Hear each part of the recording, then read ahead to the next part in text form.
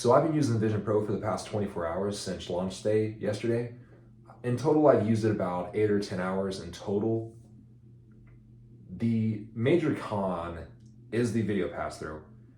The screen recording functionality, when you view the playback from what it looks like we're seeing, people who use Vision Pro, it looks a little better in a way, but a little worse. So there's almost this kind of like 3D parallax. I don't know if that's the right word, but it looks very 3D. And when you look through the glasses compared to watching a screen recording video, it looks more like a kind of a digital interface in a way. It's not the best, like I said, viewing it through a screen recording, but it does look better. There are kind of like, it is kind of like an oval shape for kind of like this black cutout due to the micro OLED screens. You don't have this kind of full boundary. I can't see above like this point, I can't see beyond these points or below this point. So it's kind of like just a big oval, which is good. Slightly, you can see that little divider in between. It's very blurred out, but for the most part, it's good. But like I said, if you try to focus your eyes towards the center, like going inward like this, you would notice that black line in the middle, like I'm doing it right now. So, but for the most part, you need to wear Vision Pro lower, so this kind of black kind of film not protective, but black film nose covering, whatever, stops any light seepage from coming in. The only bad thing about that is that Vision Pro tends to weigh down on your cheeks a little bit more, and that does affect the way it feels, the weight kind of pushing down more. I was trying to reposition it and kind of push it up a little bit, but that did allow a little bit of light to seep in through the nose section. So what do we have?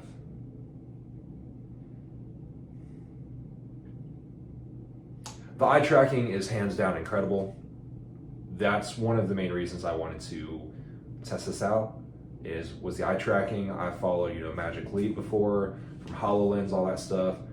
I've never been a fan of the, remote kind of controls for input and all that stuff from like Meta and stuff like that, formerly Oculus and whatnot. So the fact you can just look and then touch, it's amazing. A lot of people say it's like a chef's kiss in a way. The ability to drag windows wherever I please is amazing. Setting up multiple windows. This is generally a stationary device. I just watched a YouTube video from Casey Neistat, and he was trying to use it on the subway, I believe, I should say, the subway, and his windows, because of their, window positioning memory, I guess, they were getting left behind as he was moving. So I think there is a setting for, where's it at? I think travel mode, which should I guess keep the windows in view as you move. So I'm not sure what that looks like. I would like to try to test that out a little bit. But overall, it is a general VR headset. A lot of people have said that. It has AR aspects to it, such as the Meta Quest 3, but for the most part, it is a VR headset. Apple obviously is pushing spatial computing, which I think is very true, and it's not a marketing gimmick. The fact you can have iPad apps, as long as the developer doesn't deselect the ability to use their iPad app in Vision Pro, you can have, that's something I've never seen before. Something just popped out like I'm dragging it. Oh, that's cool. I've never seen that before. Wow. Oh my gosh, you have no idea what I'm looking at right now. I'm gonna try to blend these together and overlap and cut certain parts out, but I looked at a picture in my Photos app, clicked it, I can pull it closer to me. It's a little translucent a little bit, but I guess I can copy and paste somewhere maybe. Let's try to open up a new window maybe. Oh, interesting, you can. Looked at another one. We're going to open up a new window. We can resize that a little bit. We can resize. It's weird that it seems that certain images can shrink down more than others. I don't know why. They're the same resolution that I know of. But so far I have a window, virtual window up there, a small virtual window up here, and a larger virtual window right here. And now I moved it to like right here. One of the coolest things though, in addition to finger and eye tracking and hand movements and all that stuff, gestures, is the ability that the cameras are paying attention to every like bit of your hand, your fingers and stuff, and it can tell when you're getting close to where you can swipe through your photos. And that is crazy cool. It is like a Minority Report thing where everything's just software and you can just go through and you can pinch to zoom either. I don't know if there's two different methods of pinch to zoom, like if it works like by touching the screen. I think it does, let's see. Yes.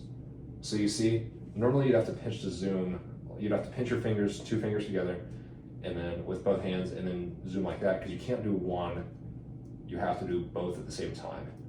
But if you just use two fingers and go into the virtual display, you can do a pinch to zoom by touching the virtual display. Almost like you're touching glass, but you can stick your hand through. So that is very cool. It's like,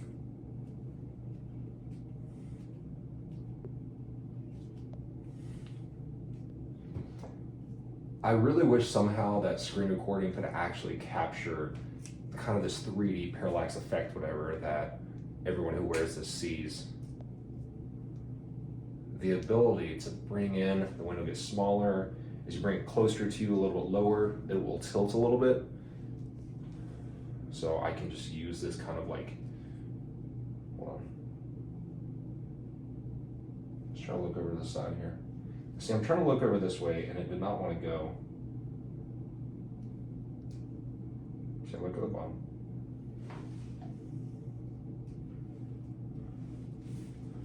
Let's try this again.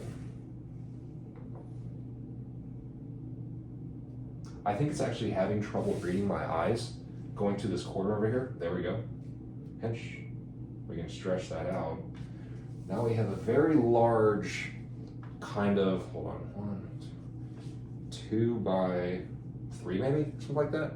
Like a very large virtual window. Very high resolution, very high resolution. These are some photos I took with my Lumix LX100, which still actually takes very high quality photos. As you can see, we're gonna pinch to zoom a little bit. Look at some of the photos I captured of the Vision Pro.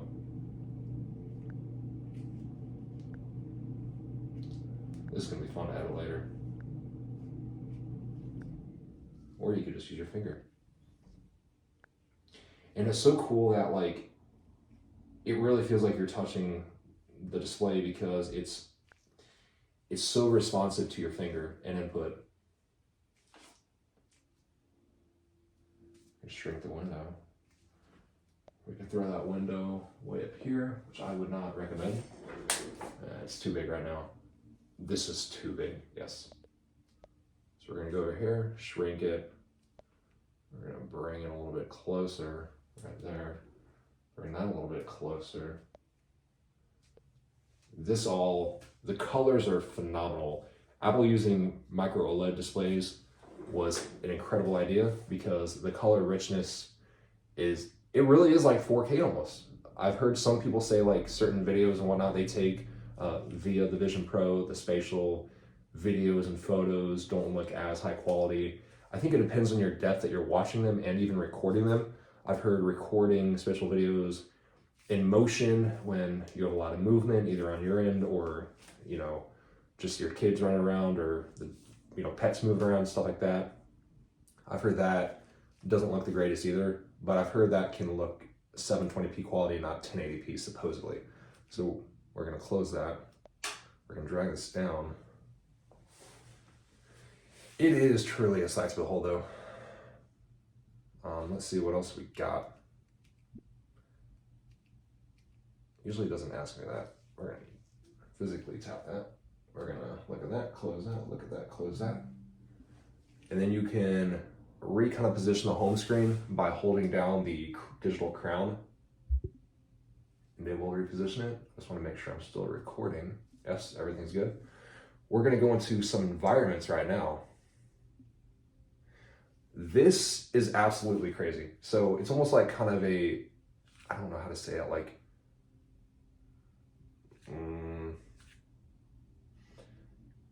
it's like a glassy look, whatever, when you do like kind of half and half, whatever, from having an environment blended in with your reality. But you can turn the knob a little bit more at the top, and it will begin to immerse you even more. But it is nice. So the ability, and I am now hearing the sound from the Vision Pro of this environment. So what I think this could do well is that if you didn't want to totally immerse yourself and you still want to be present for your surroundings and so forth, so if you just want to sit down on the couch but you wanted your kitty to be able to come up and see you, you want to be able to kind of see things around you. Right now it's just a partial kind of cutout, whatever, showing like you're looking through a glassy window, and it's very well blended in with reality though. And then you can go full immersion. I can no longer see my phone camera.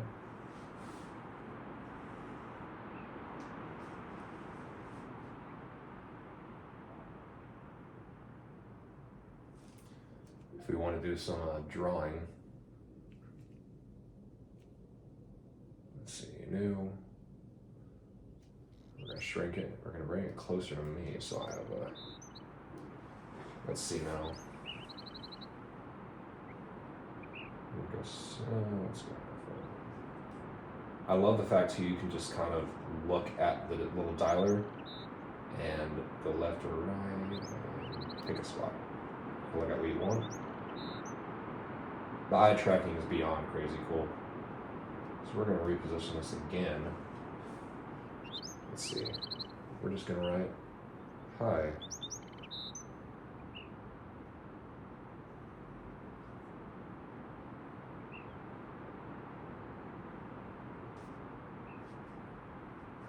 We're going to draw a little sun up here.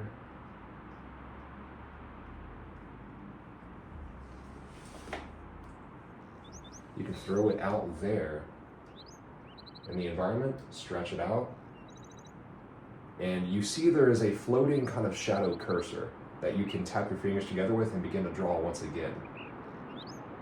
So let's draw some grass, I guess. This is very cool. And this grass is very bad. Let's see. See how responsive it is.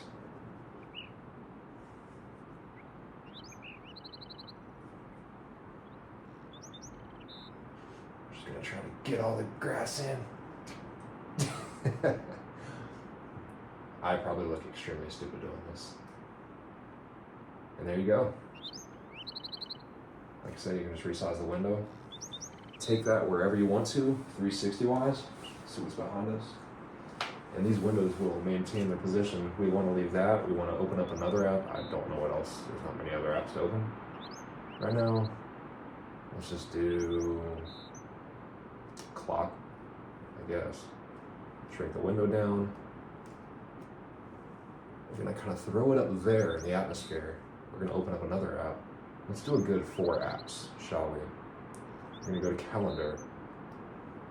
We're going to pin that up in the sky there. And let's do one more. Let's do Apple Maps. I'm going to shrink that. We're going to shrink that there. This almost looks like, I don't know how to say it, like digitally through the screen recording, it looks kind of like what I would say the MetaQuest does when you actually wear it. Like, it doesn't look as impressive, but this, like I said, the whole kind of glass paradigm. I don't know how to say it.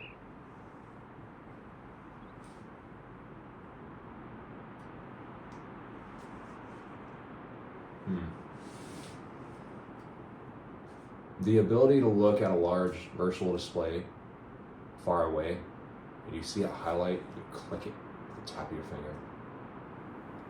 Start the timer, bring it closer to me, and I can interact with this.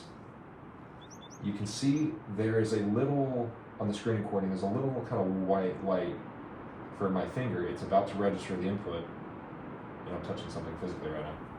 We can go. The keyboard is actually not very bad. So I believe this just changes the orientation. There's a couple apps that do this, whatever. So let's just stop that, reset, close this app. There was one app I thought that was really cool. No, didn't want to open that. Let's close you. Let's go to Safari, I guess. Go to Apple.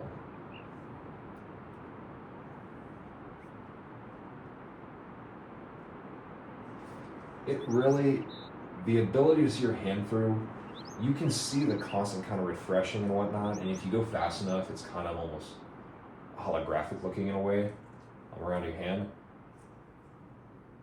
But when you just hold still, it really looks like, I would say 60 to 70% it looks like your hand's there. So it makes it feel like this virtual window really is right in front of you. That's what I want to do. So here is the virtual keyboard right here. You can bring it around, make it larger. Let's just bring it up to me where I can actually type on this maybe. So we're going to just type in apple.com.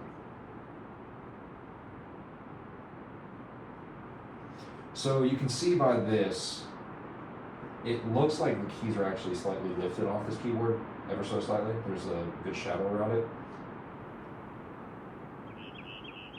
You can see the keys pressing as well.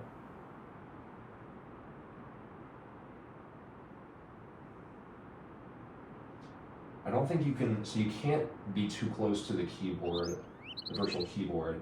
I guess it can't show the effect when you do that. We already went to Apple, so.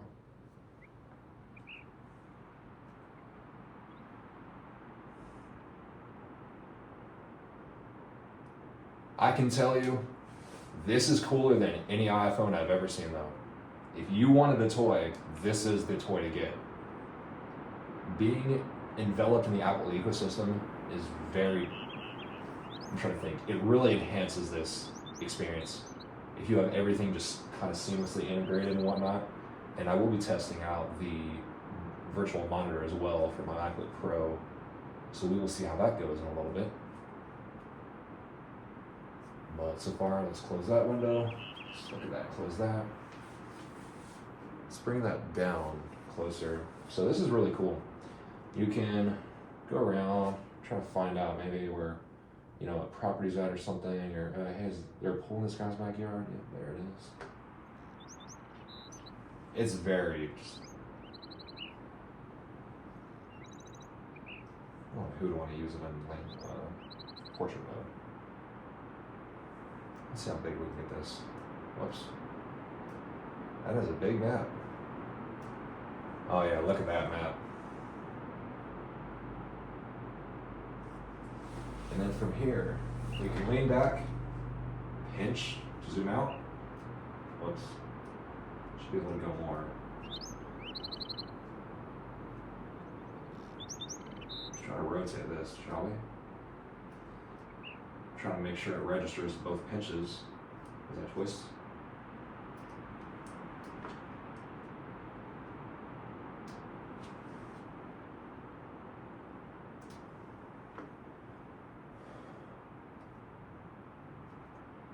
It is, I cannot just explain it again. The ability to look at a gigantic virtual display and just look at something I want to touch and just click it. Beyond cool. I can just throw it left and right. Just keep going.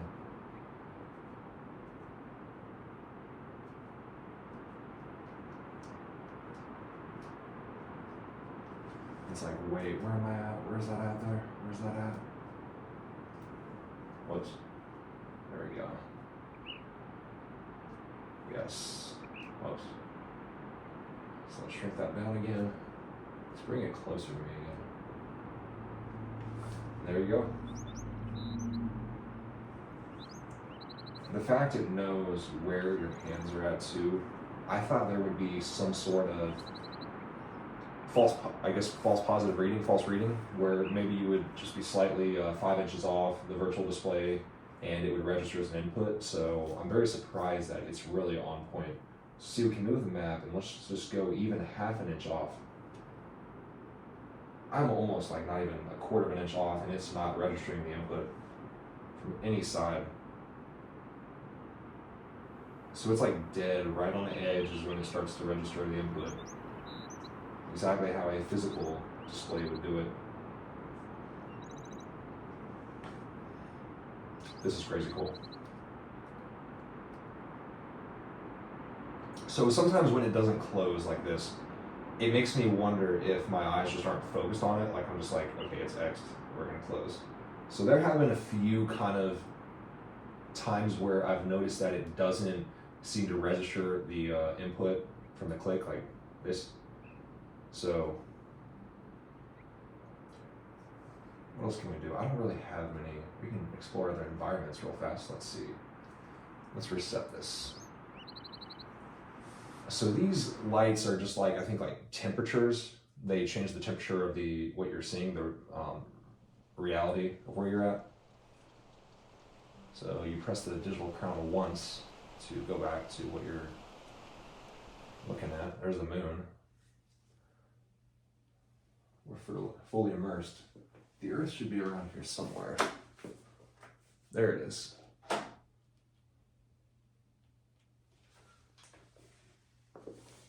So we're going to get out of the moon. Yosemite is probably one of my favorite ones. I love winter. I don't know why I was trying to move this. So obviously this is not manipulative. You cannot manipulate this environment at all. You can't spin around. It's just like you're stationary. Whoops. Something's there.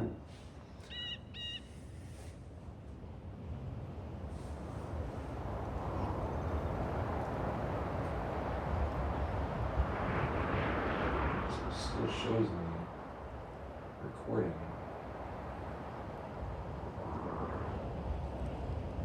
So let's open up something. We'll go to a few other fast.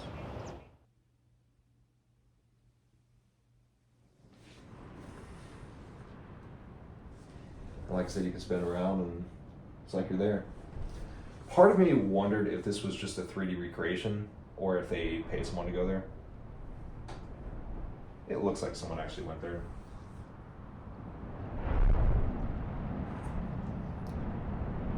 Because just this view, it makes you just wonder, like, how did they get up there? Did they climb in?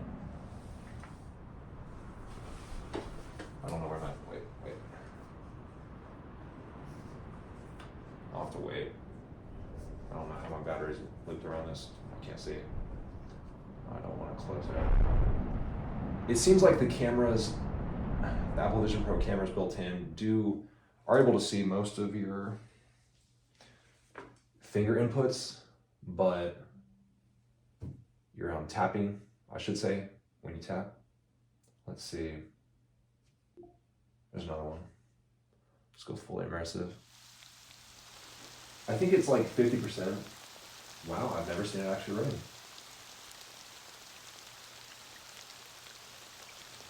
It was not always raining, and they did it at night too. That's what makes me wonder if this is like a real 3D environment versus like it was actually recorded via either spatial video or a 360 camera or something, whatever. So it makes me wonder if this is kind of like CGI, just 3D created. when you get down, see, so I got too close to my desk, and it gives me a warning, saying move back, you're too close to an object.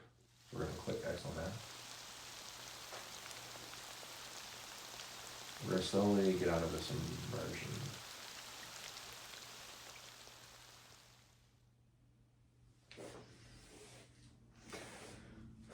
So, let's see what else. Ooh, that's a nice window to have.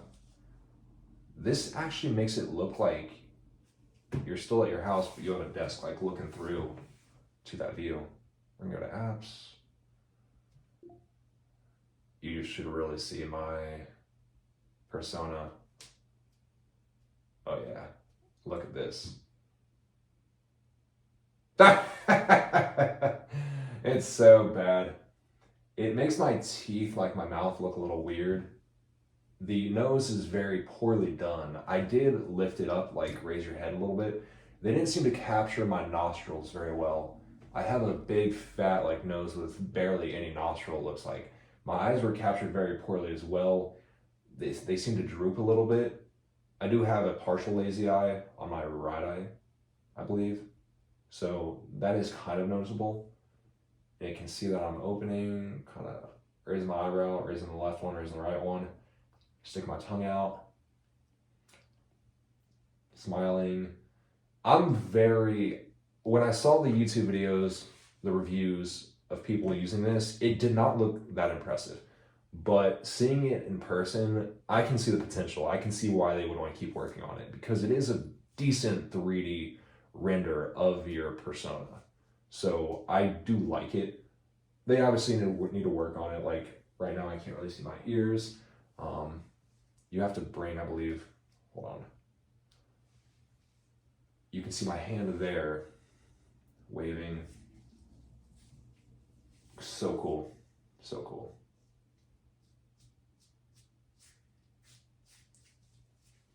It is tracking my hands down to the millisecond. Like I'm gonna punch in 3, 2, 1. Punch in 3, 2, 1. So, seeing my 3D persona right here, it looks very odd though. It looks like my face is very narrow, like this, and obviously it doesn't look like I have any ears. I believe the hair does not move. The best way to describe like this, and then even the more so the like special videos and stuff like that and pictures, I'd say pictures more so, is that sometimes they kind of look like wax figures in a way. Like you go to a museum and you see just people like stationary, like just wax figures stationary. So it is still really cool though. Really, really cool. So I do like that. I think they should work on it and not get rid of it. The eyesight, I believe, is something they should get rid of. People awareness.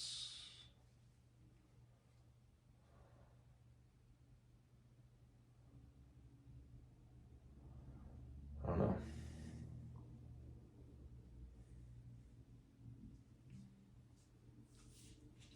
So other than that, we could do a game. I really don't want to right now. But that is the gist and general overview of the Apple Vision Pro.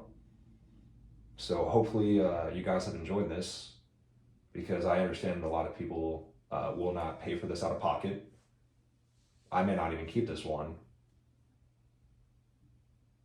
So, and Apple is limiting the sales to US only right now. And you do need, I believe, a US Apple ID to utilize this with your Apple account. So I don't know if it's worth the hoops to go through to spend $4,000, $5,000+, whatever, from someone who's reselling it maybe, and to not be able to use your own Apple ID with your own content and whatnot, from your photos to your mail, iMessages. I don't see the intention. I don't see the reason why you get it then. It is very cool to like use if you did want to buy it and then resell it or something like that. I think that would be cool. But I would then just try to visit the US maybe and do like a in-store demo or something. But once they figure out, it it seems that once they figure out how to manufacture it more at mass volume and whatnot and get a cheaper version maybe, I think they'll produce a lot more and they'll start selling out of country. So yeah, that is the basic gist of Apple Vision Pro. So